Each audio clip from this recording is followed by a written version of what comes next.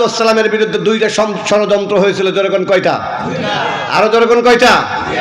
এক নম্বর ষড়যন্ত্র হয়েছিল ইউসুফ আলাইহিসসালামের ভাইয়েরা কিডন্যাপ করে কোথায় ফেলেছিল? জোরে কোন। লম্বা সময় আলোচনা করার সময় সুযোগ হবে না। ফেললো, ফেলার পরে তারা আবার আসছে বাবার কাছে। আইসা তারা কেঁদে কেঁদে বলতেছে, আব্বা নিয়ে তো গিয়েছিলাম আমাদের ভাই ইউসুফকে। কি করছে? কি করছে? কিভাবে বলছে? কান্না করে। আল্লাহ রাব্বুল আলামিন কোরআনে কারীমের মধ্যে কোন শব্দটা ইউজ করেছেন? কান্নাকাটি করে বলতেছে। এই কোন শব্দের ব্যাখ্যা গত 15টা বছর বুঝি নাই।